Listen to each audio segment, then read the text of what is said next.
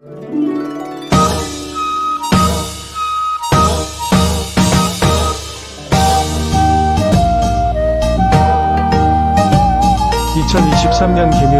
개묘년 시작을 더국원 수락원 역사특강으로 전범위 한국사를 통해 내신과 한능검 시험까지 2마리의 토끼를 다 잡으세요. 이랬다 정도 알아주시면 되겠습니다. 또한 하나 더, 이 중국의 위서 동이전이라는 동이전을 보게 되면요, 무슨 내용이 나와 있냐면 동이라는 뜻이 동쪽의 오랑캐란 뜻이야. 중국 입장에서는 우리가 동쪽에 있잖아. 중국은 약간 중화주의 사상이 있었기 때문에 자기 나라 사람들이 아니면 다 세상의 중심은 중국이기 때문에 세상의 중심은 중국이 아닌 것들은 다 오랑캐라는 생각이 있었거든. 그래서 우리를 동쪽의 오랑캐라고 불렀는데, 그 중에서도 부여라는 나라는 정말 무서운 법이 있대. 무슨 법이냐? 하나의 잘못, 너 나한테 책 잡힐 짓 하지 마 라고 이야기를 하잖아. 잘못하지 말라는 거야. 하나의 잘못을 하면 12가지의 법으로 다스리는 일책시비법이라고 있었는데, 이 정도로 부여는 벌 받을 자에 대해서는 엄격하게 벌을 내린다. 심지어는 왕의 힘도 그렇게 강하지가 않았었어요. 예를 들어서 이때 얼마나 왕의 힘이 별로 안 강했었냐면은, 부여라는 나라에선 특히나 그런데 일책시비법에 의하면 왕이 예를 들어서 한 3년에 걸쳐가지고 계속 흉년에 들었어. 농사가 잘 안 돼. 이때 농경사이고 농사가 굉장히 중요하잖아. 백성들이 아이 못 살겠다, 왜 이렇게 농사가 안 되는 게야 하면은 왕이 잘못한 거래. 그래서 왕을 죽인다는 거야. 실제로 죽였다라는 것은 나와있지 않지만 그 정도로 왕의 힘이 약했었다라는 것은 알 수 있다라는 것이죠. 자, 이 옆에는 선생님이랑 표를 그려가지고 동해, 옥저, 그리고 삼한, 고구려, 부여라는 나라의 특징들을 같이 알아볼 건데요. 여러분들도 표 한번 그려주세요.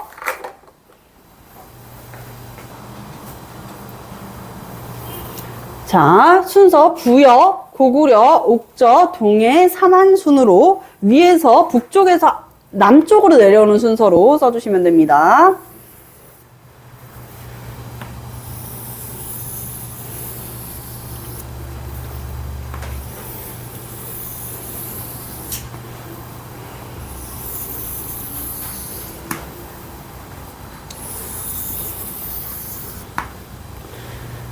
칸은 아까 얘기했다시피 4칸.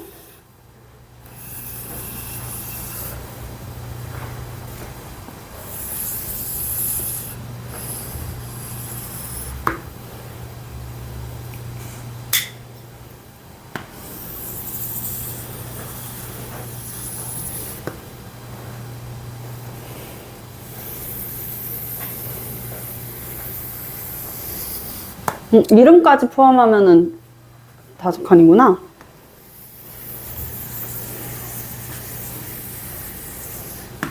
이렇게 칸을 그려주세요.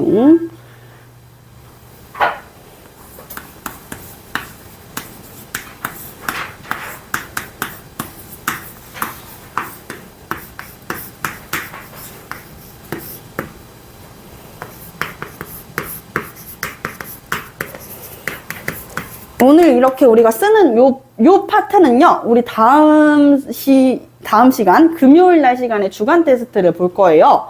그때 요거, 볼 테니까 잘 적어놔 주세요.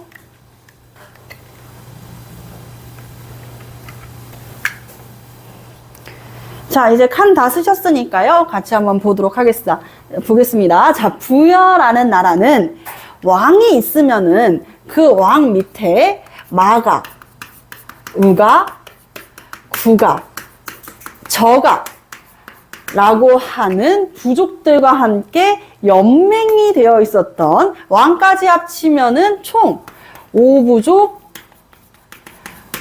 연맹제였는데요. 여기에서 마가, 우가, 구가, 저가 보이시죠? 마는 뭐겠어요?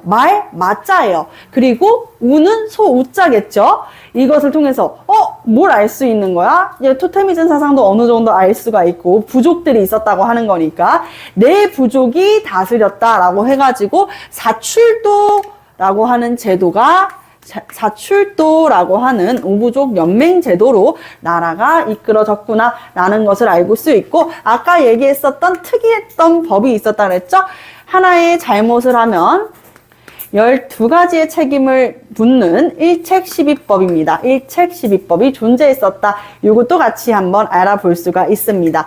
부여는요, 완주 숭화강 일대라고 그랬잖아요. 강화단 평야지대예요. 그래서 오곡을 작물을 재배하기에는 굉장히 좋은 곳이었습니다. 그래서 여기에서는 목축을 하거나 주로 농사를 지었었다 라는 것까지 같이 알 수가 있습니다. 자, 그리고 부여의 사회제도에는 조금 특이한 사회제도가 있었는데, 왕의 권력은 약했으나 특히나 사람을 죽인 자도 엄벌하는 무서운 법이 있었으나 그럼에도 불구하고 왕이 죽으면 그 주변에 있는 신하들까지도 다 생매장을 해버리는 순장이라는 제도가 있었다는 것이에요. 선생님이 만약에 여기에 가가지고 죽었어요. 여기에서 죽었으면은 여기에 있는 동그라미 안에 있는 다윤이부터 예린이, 우리 친구들까지 다 그냥 같이 살아있어도 묻어버리는 끔찍한 제도가 있었습니다. 순장, 중국에서부터 있었던 제도였고요. 순장이 있었고, 자, 그리고 제천 행사는 하늘에다가 우리가 제사를 올리는 거야. 제사 지낸다, 하늘천. 하늘에다가 제사를 지내는 행사인데, 우리가 다 추수를 했어요. 추수를 하고 나서 하늘에다가 감사합니다. 올해 이렇게 풍년이 되게 해주셔서 감사합니다. 이렇게 제사를 지내는 거야. 이 제사의 이름이 국가마다 조금씩 달라요. 선생님은 이렇게 이 순서대로 부여, 고구려, 옥조, 동일, 사만 이렇게 외우라고 그랬잖아. 그래서 부여, 고 이렇게 외웠습니다. 부여가 아니라 영고라고 하는 제천 행사가 있었습니다. 부여, 여고, 영고라고 하는 제천 행사가 있었다. 부영고로 외워주셔도 되고요. 이 제천 행사를 다 외우셔야 되니까요. 처음에는 선생님이 뭔 얘기하는 거야? 부영고? 부여고? 뭔 소리야? 싶겠지만 이 표의 내용을 기억해 두시면 나중에 암기하시는데 큰 도움이 되실 것 같아요. 자, 이렇게 부여는 끝내봤고요. 고구려 한번 보도록 하겠습니다. 자, 고구려는 보는 것과 같이 부여랑 같이 왕이 있었다는 나라라 그랬었잖아요. 그래서 연맹 왕국이었었다. 왕이 있었다. 연맹 왕국 제도였다. 라고 이야기를 하면서 고구려는 계루부, 소노부, 관노부, 전노부, 소노부까지 이 5가지의 부족들이 같이 운영됐었던 오부족 연맹제예요. 오부족 연맹제. 계루부, 관노부,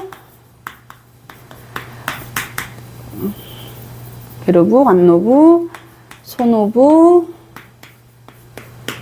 전노부, 계루부, 관노부, 소노부, 전노부, 계루부, 소노부, 순노부 이렇게 오부족 연맹제로 운영이 되었었다. 자, 그리고 고구려는 아까도 이야기했다시피 다른 나라, 특히 옥저는 가까이 있어가지고 뭘 바쳤다고 했어? 이 해산물들을 바쳤었다고 이야기를 했잖아. 그래서 여기에서는 주로 사냥, 그러니까 수렵 활동을 많이 하기도 했었고, 약탈을 했었다. 라는 거. 그 외에도 이제 뭔가를 기르기보다는 농경도 하기는 했으나 거의 조금 약탈 중심의 경제에 가까웠었다는 이야기입니다. 자, 사회로 내려가면 고구려에는 특이한 사회 제도가 한 가지가 있는데 그게 무슨 제도냐? 바로 서옥제예요. 서옥제. 쉽게 풀이하자면 서방님께서 우리 옥체에 머무르신다는 제도인데 우리가 결혼을 하면은 조선시대에도 그렇잖아. 시집살이를 하잖아요. 여자가 남편의 집에 들어가서 사는 거야. 그쵸? 근데 이때는 남자가 하루 종일 여자 문 앞에서 있는 거야. 딸을 제게 주십시오! 이렇게 하루 종일 있는 거야. 그러다가 이제 아버지가 허락을 하면, 그래, 들어오거라! 허락을 하면은, 그때부터 일정 기간 동안 남자가 여자 집에서 노동력을 제공하는 거예요. 먹고 자고 살면서. 아시겠죠? 그만큼이나 고구려는 무엇을 중시했었다? 노동력을 중시했었다는 것을 알 수 있다라는 것이죠. 자, 서옥제, 서방님이 우리 옥체에 머무르신다. 여자 집에 일정 기간 동안을 머물면서 노동력을 제공하고 그리고 나서 그 기간이 끝나면 여자를 데리고 남자 집으로 가는 제도였었던 거야. 아시겠죠? 처가살이. 자, 그리고 고구려의 제천 행사는 동맹이라고 하는 제천 행사가 있었습니다. 동맹이라고 하는 제천 행사가 있었다. 요거 고구려 끝나기 전에 하나만 더 할게요. 오부족 연맹제로 운영됐었던 고구려는 이 다섯 부족의 계루부가 이제 계루부 고씨, 고주몽, 주몽 고씨인 거야. 어쨌든 여기 이 다섯 부족들이 어떻게 보면은 평민들과 다른 귀족들이잖아요. 그래서 귀족들이 회의를 하는 귀족회의가 있었어요. 그 회의의 이름도 나중에는 기억을 해주셔야 돼요. 고구려 백제 신라는 각각 귀족회의가 있었습니다. 백제는 정사함회의 이런 식으로. 그러면은 귀족회의 이름은 제가 발표하겠습니다. 자, 제가회의이고요. 제가회의 같이 기억을 해주시고, 자, 요렇게 고구려 끝내봤어요. 옥저랑 동해는 왕이 있었다고 없었다고? 없었다 그랬죠. 왕이 없었다 그랬죠. 왕이 없었기 때문에 여기에서는 읍군 삼로라고 하는 군장이 나라를 다스렸어요. 군장이 나라를 통치하던 그런 제재였고요. 왕이 없었다라는 거 기억을 해주시면 되겠습니다. 옥저는요, 옥저는 해산물이 엄청나게 많았잖아. 동해바다를 끼고 있으니까. 보이시죠? 동해바다를 끼고 있으니까, 아, 해안, 바닷가가 있던 곳이구나. 그럼 뭐가 풍부하겠어? 소금이나 해산물이 풍부했고, 이 풍부했던 소금이나 해산물들을 다 어디에다 빼앗겼던 거야? 고구려에게 빼앗기게 되었다는 것이죠. 자, 그리고 옥저 볼게요. 옥저의 사회 제도는 이렇습니다. 어린 나이 때부터 우리 학생들 중에 제일 어린 학생이 누구지? 막 8살, 9살, 10살 때부터 어린 여자아이를 데리고 남자 집에 데리고 와서 삽니다. 그리고 결혼할 나이가 되면은 이제 아내로 받아들이는 민며느리제가 있었어요. 민며느리제가 있었고, 또한 가족을 다 같이 묻는, 우리가 할아버지 묘는 창원에 있을 수도 있고, 할머니 묘는 할머니 고향에 이렇게 있을 수도 있는데, 가족을 다 같이 묻는 가족 공동묘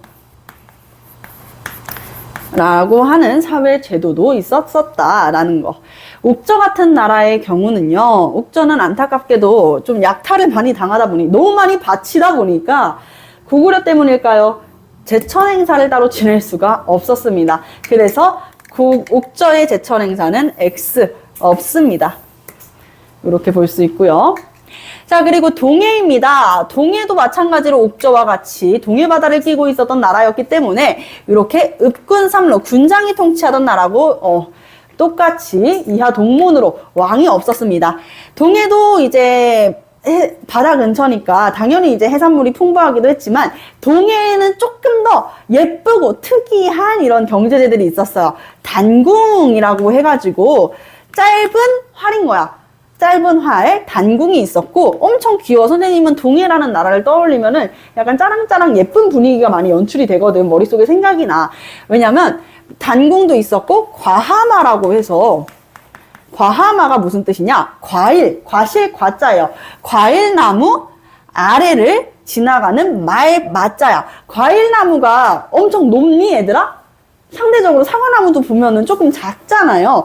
작은 과일나무 아래를 지나가는 귀여운 말이래요. 말이라든지, 망아지라든지, 이렇게 과하마가 많았었고요. 그리고 또, 이제, 반어피라고 해서, 바다 포유류의 이 가죽을, 해양 포유류의 가죽을 가지고 이제 판매하는 반어피 등도 있었습니다. 자, 그리고 동해의 사회 제도는 여기 보면은 지도를 보면 조금 더 이해하기가 쉬워요. 자, 지도를 보시면 여기가 동해죠? 그쵸? 여기가 동해죠? 동해가 지금 옥저랑도 가까이 있고, 고구려도 있고, 그리고 이쪽에는 마한도 있고, 여기는 진한도 있고, 여러 부족들이, 여기는 진짜 동해는 모든 면이 다 둘러싸여 있잖아. 그쵸? 그러니까 다른 나라의 침입들 혹은 이민족의 침입이 잦았어요. 고구려는 기껏해야 고구려는 부여라든지 아니면 중국과의 침입에 대비를 하면 될 텐데 여기 옥저는 고구려 아니면 동해인데 그쵸? 여기는 너무나도 많잖아 동해는. 그래서 동해라는 나라에서는 어떤 사회제도가 있었냐? 이민족들 혹은 타 부족들이 일정 지역을 침입했을 때, 침범했을 때 책임을 물어서 화를 입힌다. 책임을 물어서 잘못을 물어서 화를 입히는 제도, 책화라는 제도가